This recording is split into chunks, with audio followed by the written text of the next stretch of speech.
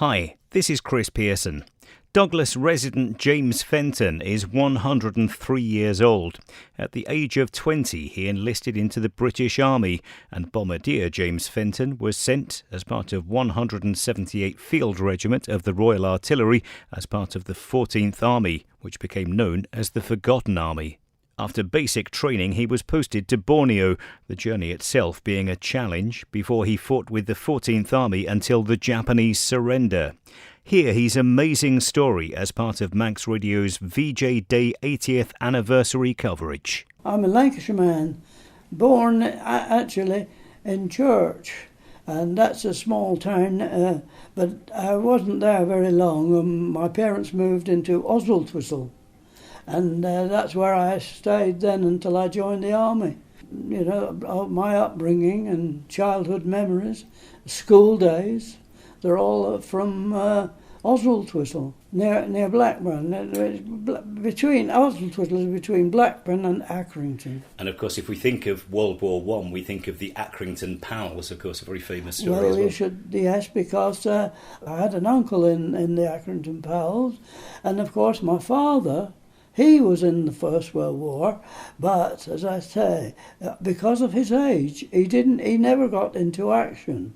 He got as far as training, and he was training in North Wales. And then, of course, the First World War ended, which meant that he was lucky enough not to have to go into action. Your own service, you had your primary training, or basic training as it's now called. Tell us about that. Where did you do your primary training? I did the primary training in Carlisle. The primary training is to get you accustomed to army life, really. Being shouted at. You read the rules and regulations of army life so that you're not to cross them, and it's an initiation, and it lasted 6 weeks. And during that period, you learn all about the drill, the ranks of the various officers, and the do's and don'ts in the army, as it were, and you get really used to army life. After this particular training, then you are assessed for what might be the best service that you can be placed in.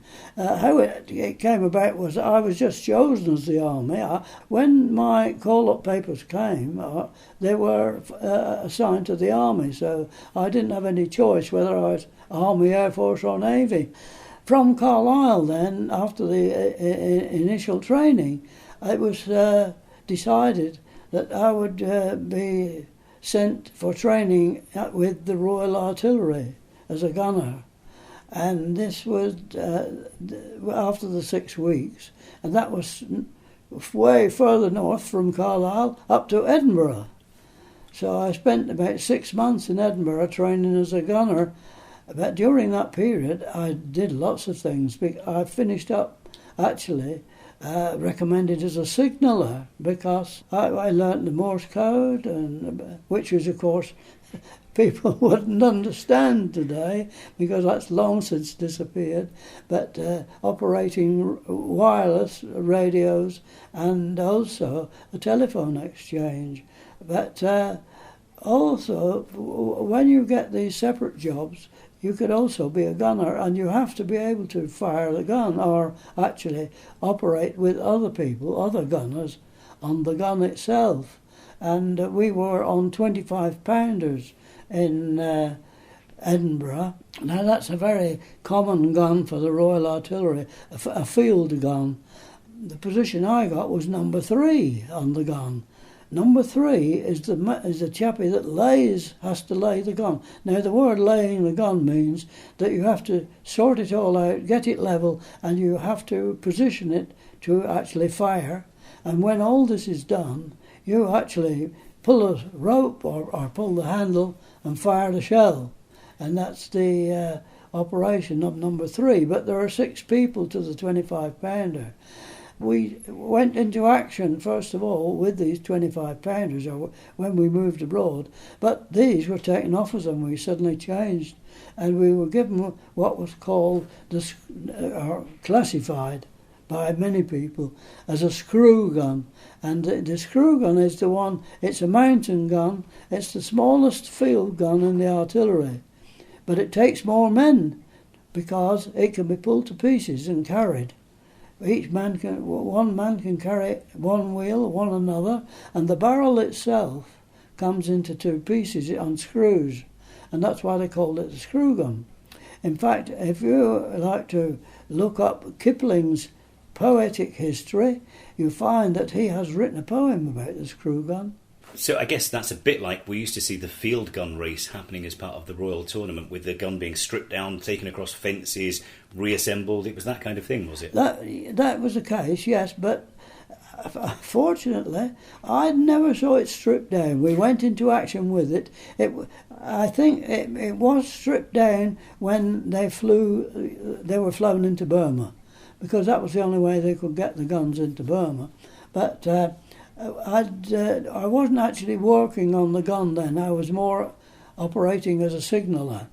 Therefore, I never really got the chance to actually pull one to pieces or put it together. And in fact, that was very rarely done. And I don't even remember it actually being done, even though we took it up mountains. And that's the reason for it, because you can carry it up a mountain quite easily if you've got it stripped down into six or eight pieces.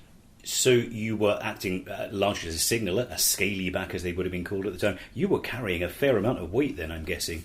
There's another good thing, because with the artillery in Burma, in that case, no, we had no problems, because of course you had to have what they call a quad to actually tow the gun. I mean, we didn't pull the gun personally, so it was necessarily to have transport. And because there was transport, then there was another small vehicle attached to the gun called a limber. Now, the limber is the one that carries the ammunition. Now, once you've got all these together, of course, you've got to get the gunners. So they had a quad, what was named a quad. This is an RA vehicle where the gunners actually transported with the gun, and that will sometimes tow the gun.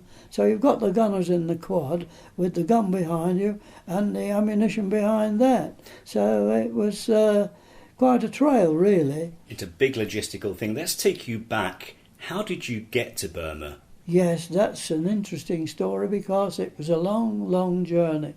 Of course, when at the time that I was actually drafted into the army was at the time just as the Japanese started to invade the places, and it was 1942. Now the Japanese had already started raising hell in the Pacific, and of course when it came time for us to go into action, when you're ready to go, you don't know where you're going. You all say, we're going to go off now to get to a unit, which of course you don't know where the unit's going, and so much secrecy, you didn't know anything at all about it. And there was all sorts of guesses and remarks about people, where we were going and what we were going to do. And it wasn't until we were on the boat leaving Liverpool that we actually found out we were off to India and Burma. And what was your thought at that stage? How much did you know about where you were going to? What do you mean, geographically? Geographically, but also about the action that was going to be happening there. Oh, well, yes, because the Japanese were raising hell, weren't they, out there? And we knew that we were going to have to tackle them. We didn't know what part of the area in the Pacific we were going to, of course, and then, but the reason first of all was you have to get to India, and because it's a different climate altogether, you had the training then to get accustomed to the actual climate, the jungle, because all your uniform is changed. I mean, sweating out in the sun and learning all the problems about jungle warfare and the fact of disease and problems like that. We had to be very aware of cholera and insect bites. Malaria was another thing. and we were taking tablets to fight malaria, even in India, before we went off to Burma. When we'd finished our training in India, this was in Pune, where we've been training. Now Pune is on the west side of India, therefore we had all the way across India to go, and we went across India by train, all the way up to Calcutta. It took us quite a few days travelling by train. On the Indian Railway, we changed many drivers and on the way, and of course we had lots of stops for various reasons. It took us quite a few days, but once we got into Burma, then our next occupation was, we decided they were sending us into Arakan, because the Japanese at that time had decided to make attacks on the Arakan area. What were your first impressions? We talked about the heat, we talked about the insects, we talked about malaria and things like that. Also, the equipment, the way presumably you look after the equipment is vastly different in the jungle to how it would be if you were fighting in Europe. Well, of course, the one thing that's completely different, mosquito nets. Because you couldn't, during a period when mosquitoes were very lively, you had to put up your mosquito net, and there were regulations. After sundown, you were not allowed to wear shorts, or you had to roll your sleeves down, because the mosquitoes were terrible about that time at the night when they were very active. And this was always a regulation. You had to be careful about certain things like that. But also, you had to worry about the insects. And two of the most serious ones, of course, or brands, were snakes and scorpions. And you have to watch out because they get into your boots at night and do all sorts of things. Yeah, that was the first thing you did when you got up in the morning. If you'd survived the night, you got hold of your boot, turned it upside down and gave it a good shake, just to make sure there's no foreign matter in it. So for a boy from Lancashire, suddenly arriving into the midst, let alone the fighting, and we'll come to that, but just surviving and being in that environment must have been very different for you. Well, it was, because you were with a new band of fellows, but you soon got accustomed to them, friendly with them, and obviously picked out the best friends that you were near. But that mainly was due to the fact of what position you were in the battery. Because if each battery had different groups doing different jobs, therefore you would have some mates that were more close to you all the time. You got to know everyone in the battery, the whole people, the sergeants and sergeant major and everybody. But if you, the actual part of the battery that you were in service with, of course you became very friendly, even though you were friendly with all of them, really. But it's a second family, isn't it, when you're that close to people, I guess? Yes. So you were there, you arrived in Burma, you're set up. What was the action like? Were the Japanese shelling you regularly? Was it living with that all the time? That was the biggest problem. We were shelled every night without fail. And you could be sure. We used to say, come on, set your watch. We used to set our watches almost, because I don't know why it was the favourite time. Maybe it's because of the actual areas that we were in the jungle, but the Japanese always used to shell us through the day, but not as much as they did at night. And I think that was what they called nuisance shelling. We used to call it nuisance shelling too, because we used to do the same thing. As long as you're shelling people throughout the night, they're not going to get much sleep, are they? So it breaks them down in the resistance and everything else. Outside of the action itself, what were the living conditions like for you and your oppos? In camp it wasn't too bad. And first of all, Carlisle and Edinburgh, I was sending reports home to my mother. I said, I've got some lovely rice pudding today, but it wasn't quite as good as yours. Keep mum sweet, that's important. Did you have anything in the way of entertainment? Did ENSA, the entertainment, the live entertainment, come as far as Burma or not? Well, it did, but I never saw any of it, because there was a few people went out there entertaining. There was Vera Lynn and other places. She never came to our unit. She told me a very interesting story a few years ago about being in the jungle, and she left a picture in one of the camps, and many, many years later some other people came across that picture was still stapled to a tree or pinned to a tree in the Burma jungle. Oh. Incredible. She was very impressed by that. Moving on from the entertainment, the 14th Army, of which you were part, were led by General Sir William Slim. What were your thoughts on him as a leader? Oh, he was brilliant. And we seemed to have good progress under Slim. But my other general, was the one in charge of the division that I was in, was Major General Festings. And he was a wartime soldier or a permanent soldier. I think his family were soldiers as well, right, dating back many years. You mentioned a few moments ago the letters home to your mum about the rice pudding. Did I understand it right that you wrote letters from your first day in the army all the way through until your very last day in the army? Is that correct? I did, from the very first day. And as a result of that, when I sent them home, my father, he was quite astute really, and he had a bit of education, and he was quite sensible. And he said that he was saving all. He said to me in a letter, sending it home after I'd sent a few, "I'm saving all your letters so that you'll be able to read them and reminisce afterwards when you get back home." Now, I thought very little about that. I knew he'd done that and saved the letters. When my parents died, they both died at the same year, actually, 80. When I was clearing out the place, I came across the letters. I'd forgotten, I'd never even thought about them since, because I had moved on and I was living in London, not in Lancashire, and I used to visit them, but of course, not being in touch every day, those everyday things were missed. And I never realised about the letters, although I guessed he must have had them somewhere.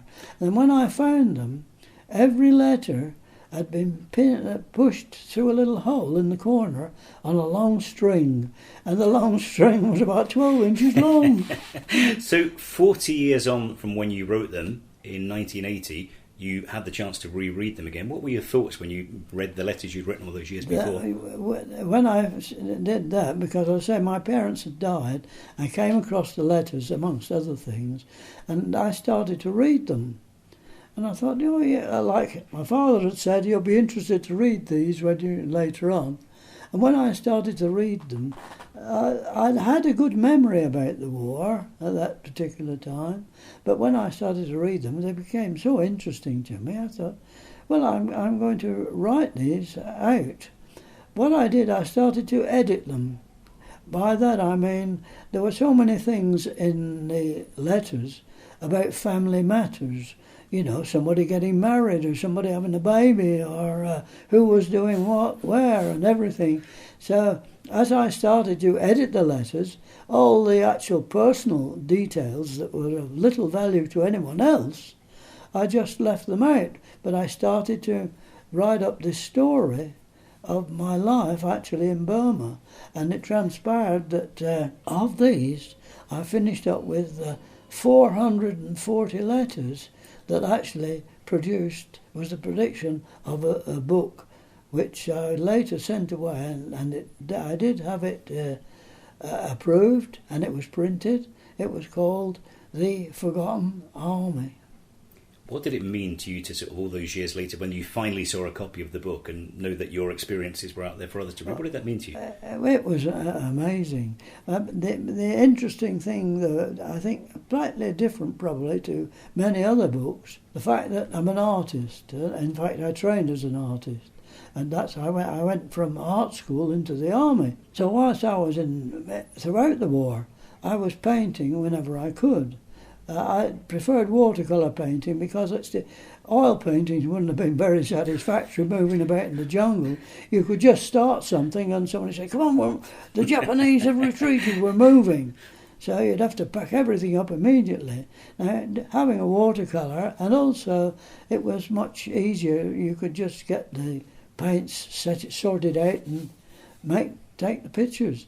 And so I did quite a lot of sketching, and it was the results of these that were actually illustrated the book that I had. We'll come back to that artwork in a second. Those original letters of yours are now stored as part of the Royal Artillery Museum at Lark Hill on Salisbury Plain. What does that mean to you to know that those letters are still being used for reference and research? Well, that's very interesting to me, because they probably have other bits of material, but what they have there, they have an artilleryman's history from the very first day he joined the army to the very last.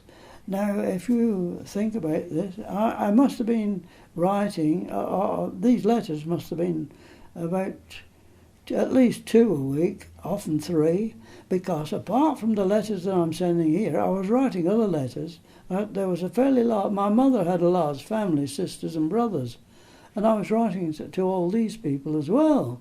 So the amount of letters was actually 440 are recorded in the book, but I think there must have been 1.5 times as much again as that. Wow, out there. You touched on the artwork, you touched on the paintings, watercolours as opposed to oil, but photography became a thing for you as well.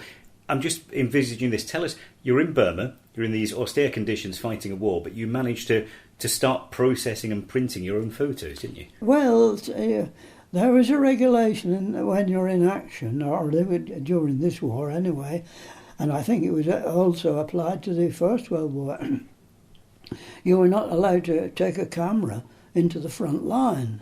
This was in case you were overrun by the enemy, and they had proof of many of the secrets that they could find out from the details of the photographs. So it was the same in Burma, and I was only dependent on the sketches I was doing and sending home.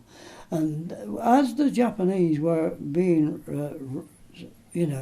routed from Burma, and they were moving down from North Burma down to Rangoon, time went on and they were being expelled.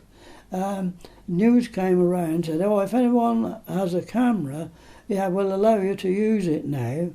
So immediately I wrote off and said, look, send out the camera. But I'd been using a plate camera. This is one of the more difficult types of cameras to use in warfare, really. To use a roll film camera is a much easier and simpler job. You just put the film in. When we talk about plate, that's glass plates, isn't it? Which presumably could shatter and break and... Yes, they were. It was a plate, what is known as a plate camera. The size of the plates, 2.5 inches and 3.5 inches.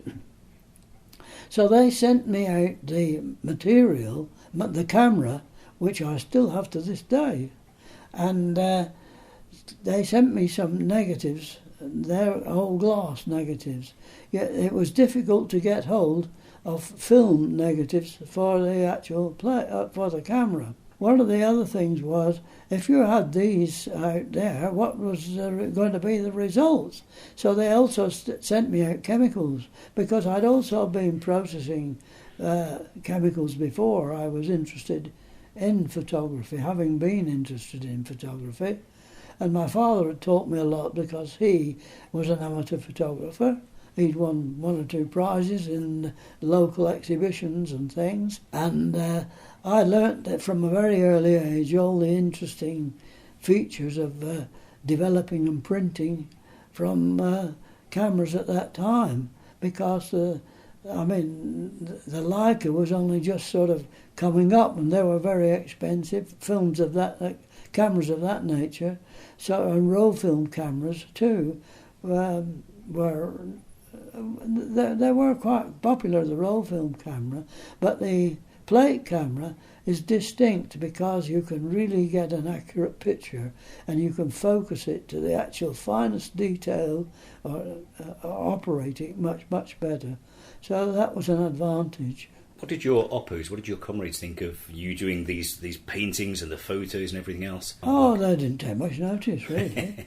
And I don't think they understood the whole situation, really. The big problem was that I wanted to know how the actual photographs were going. And as soon as the camera came out, and they sent me some chemicals to actually process the chemicals, how was I going to do that? Actually, there were in Burma, when you are fighting with a unit, with the type of the artillery unit I was, even infantry people, you always have a two-man slit trench guarding the whole area. So I was in a two-man slit trench with another man.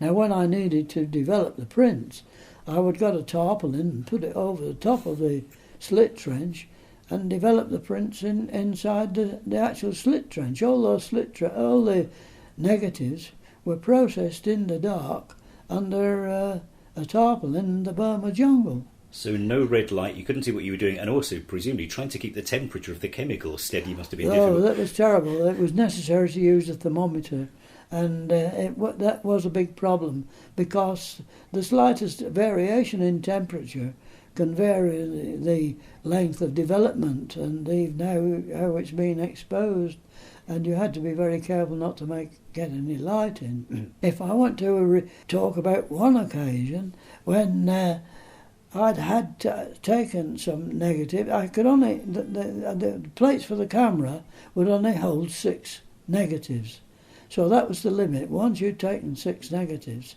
you were stuck. And you either had to take them out and process them to load another 6. Or even if you took a couple of negatives, then you might want to process those, so you'd wait and get down night time and process them. And there was one particular night time, and you had to choose your time very carefully. And I'd said to my friend who was my pal in the slit trench, I said, look, I'm going to develop some negatives tonight. Cover me over with the tarpaulin. And he said, okay. So everything looked peaceful and quiet. So I settled down inside, and I was halfway through developing some negatives. Suddenly the Japanese opened up. Shells were flying everywhere. And he came rushing to the side, and I shouted, God, don't you turn that tarpaulin back, because if there'd been a flash or an explosion whilst he was looking underneath, I said, you go and find somewhere else. So I had to carry on developing the negatives whilst the shells were dropping around, and he scurried off to join another trench somewhere else. Oh my goodness, that's an incredible story. That's remarkable. How long did you serve in Burma for in total?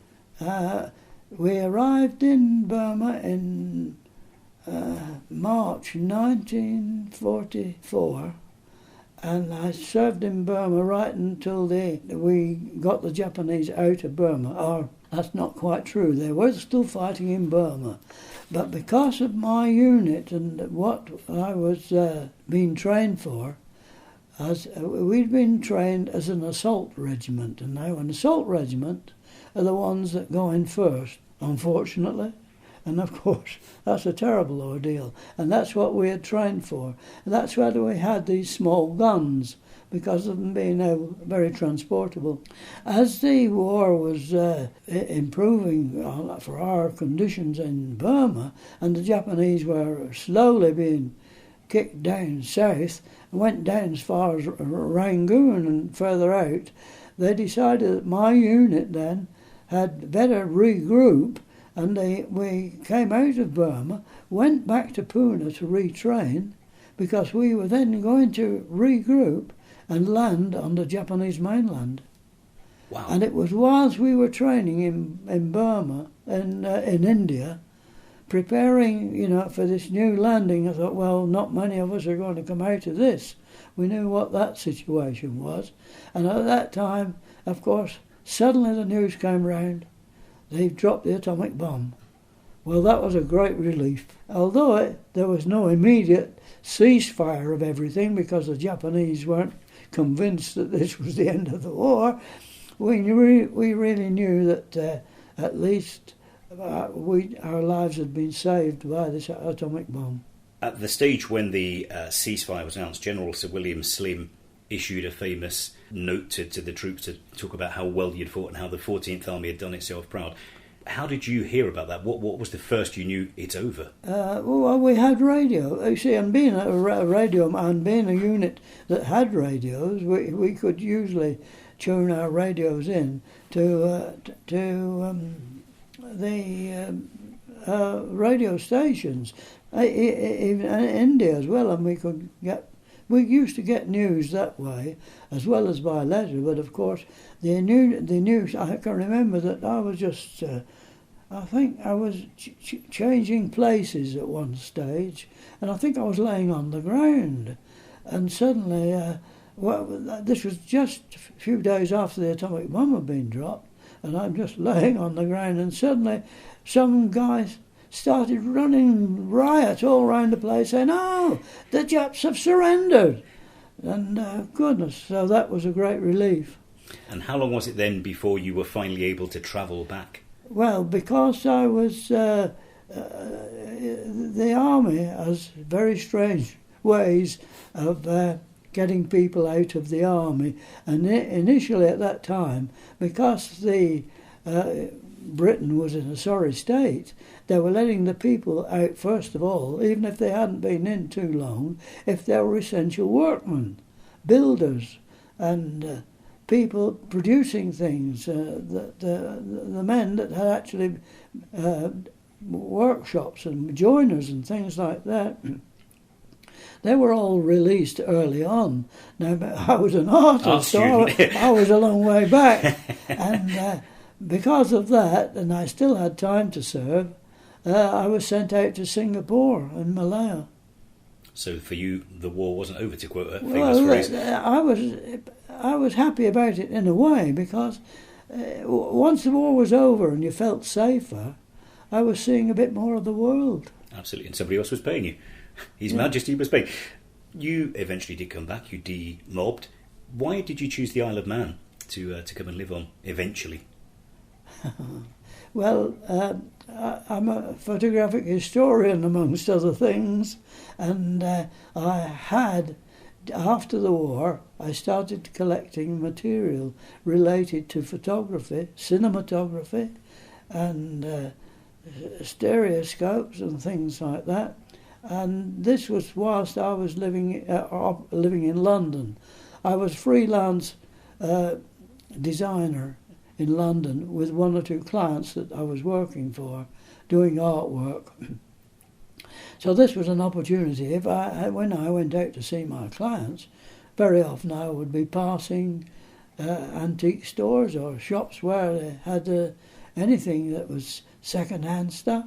And it was from this area that I amassed such a huge collection of material, of everything, right from the very first days of photography, right up until the present day at that time. And this was all being stored in my home in Kingston-on-Thames in London. And it just grew and grew and grew. And finally, when... as time was getting on, I thought, well, I'm going to be retiring shortly, or I will try to retire. I looked for a place and opened a museum. And I tried several places in the world. I wouldn't like to name them all. New Zealand was one. We went to New Zealand. I almost set up the photography museum in north of Auckland. But eventually, the Isle of Man. The reason that's I don't know whether you call it fortunate or what, but it was a very strange situation because I'd amassed this large collection of historic material, and a lot of friends of mine who were collecting this type of material, they were just specialising in certain items.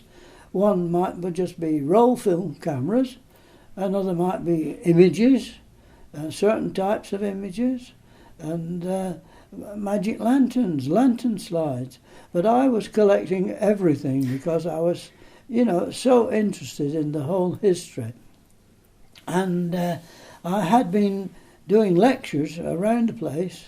I'd even been abroad lecturing, And I went to America lecturing on the history of photography to George Eastman House, which is the home of Kodak. How it came to be that I finally did find somewhere, my wife this was in Kingston where I live. My wife said, I'm just going to pop out doing some shopping. So I said, okay, off you go. So she disappeared shopping. I don't know what I was doing at the time, but she came back in, and when she came back in, I just said to her, Lillian, I said, you must sit down. She said, well, what for? I said, well, let's sit down. I said, I've booked a holiday. I'd been studying the paper while she was out shopping, and I had seen this advertisement for a holiday place in the Isle of Man. I was very familiar with the Isle of Man, but I'd never been. So I thought, this sounds interesting. But I hadn't the faintest hope or thought about a museum. So obviously I booked this holiday, came over. And the minute I came over, by car, of course, I was driving the car, and stayed at this place. Driving out, I drove down to Port Erin. And in Port Erin, there was a huge shop that was actually a jeweller's shop. And when I looked at this, for sale, it said on the notice. So I thought I'd make some inquiries. I said, look, that place, that would make a museum. So I make some inquiries. And as the phrase goes, to cut a long story short, I just went ahead and made all sorts of details, made inquiries with the government about opening a museum, because at that particular time you couldn't come over and do a job that a Manxman could do.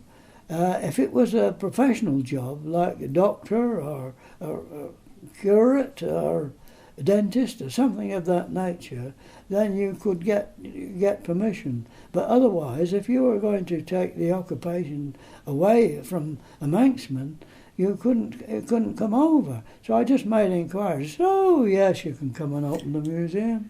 So right, this is it. Made inquiries about the place and started negotiations then to buy it. And over we came. I think this was in '77. We were over in the next year. So you didn't mess around with that one. Huge year for you last year, your 100th birthday, and you did that there was a party for you at Government House, wasn't there? What was that like? That was strange, because I knew somebody was arranging a birthday for me due to the Burma Star Association, which has been... it was closing down at that time anyway, the actual Burma Star itself. But all my friends, we'd regularly had meetings. And as my birthday was coming along, a very good friend of mine, living up in Onken, said, look, we're arranging a party and you can come up to my place and we'll have a party at my house. Now, this was all a facade as far as I could make out, because in the end they must have got in touch with the governor, told the governor that I was 100, and instead of going into this private house with the large garden, we stopped at we were driving up, and you had to go past the governor's house to get to this place at Onken. We stopped, and the person who was taking me up there said, oh, wait a minute, I've got to call in here. So, oh, all right. So I sat in the car, and then they came out, and the governor came out. Goodness, the party was here, not in the house, but in Government House. What a lovely way to spend a 100th birthday. You're a member of the Burma Star Association, now known as the Burma Star Memorial Fund. Does that go any way toward making up for the Burma veterans being, for so long, effectively the forgotten army? Well, it's always been understood, and it's continued to be understood, because there's so much about the European war that was reported, and not the Burma war in Burma. Now, my brother, he was actually fighting in Europe. He was landed on D-Day. He was a veteran landing on D-Day on the beach, one of the first landings. And unfortunately, he was wounded on the beach on that particular landing. He didn't spend much, half the day in there, I think, before he was evacuated. But apart from that, I was writing to him, as many other people, and then when the actual decision for the end of the European war, when Hitler and everything else was, the Germans decided to capitulate, then my brother wrote to me, he said, "Oh, look," he said, "there's all sorts of celebrations going on round here." He says, "but nobody's thinking about you out there." And he actually wrote that in a letter. That must have really brought it home to you as well at that stage. Because we were still fighting. And that went on for a long time and could have gone on for a lot longer. Well, I don't know about long. It was at least 2 months anyway. And as I say, if it hadn't been for the atomic bomb, it would have gone on longer. Last year, after celebrating your 100th birthday, you represented Burma veterans at the Cenotaph in London at Remembrance Parade. What was that like to do? That was very interesting. I was going to say being a Londoner, but I'm not a Londoner. I'm from Lancashire. But as I finished up my days in the army, then I went to London because of the reasons for the jobs that I was going to do as a designer in advertising, and therefore I spent my life then in Kingston-on-Thames, the outskirts of London, and so I was travelling in and out to London. I got very familiar with London, and that was a second home to me. In fact, I consider myself that I've had 3 different homes. All of them have been very well placed, and all of them I've enjoyed every one. My first was when I was a child going up to the war in Lancashire and learning all I did learn there. From then after the war, it was essential that I had to go where my type of work was necessary or better to do, and that was London. And then from London, I came to the Isle of Man, and I've been here ever since. So it's 3 distinct journeys in my life. And we're here today in your lovely home, overlooking the beautiful sea and skies. It started raining a little bit now, but at Port Erin here on the Isle of Man. When you reflect on all that you went through 80 years ago, what are your thoughts about what you went through at that time? Thinking back about some of the things that happened, you always go back, or at least I do anyway, to both the very good incidents and the very bad ones. And the bad ones are easy to remember, so are the good ones. And the ones in Burma, there were 3 or 4 occasions in Burma when, it was really, we were in a really serious situation. And I often, or on these 3 occasions, I remember distinctly what they were. And I thought, well, I don't know whether I'm going to get out of this. And as you look back now, do you consider the effort and the cost in lives and everything else to be worthwhile? You look back at these 80 years. Well, I don't know. I have been lucky, you see. So many people. I mean, I could just have easily died, but I didn't want to think about that. But of course, so many people that I know in Burma that never survived, and they were all part of the situation that has improved or tried to improve the world as it was at that time.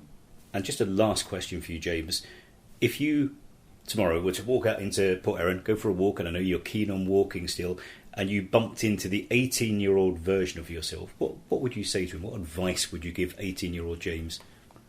I'd say do it all again exactly as you do, because so many things I've tried to look after myself, and I think that's the main thing, both food-wise, occupation, and although I must say that this is going to be interesting, and it's in my book as well, because I started smoking at a very early age, but long before I left secondary school. I think I must have been 12 or so, and it was a friend.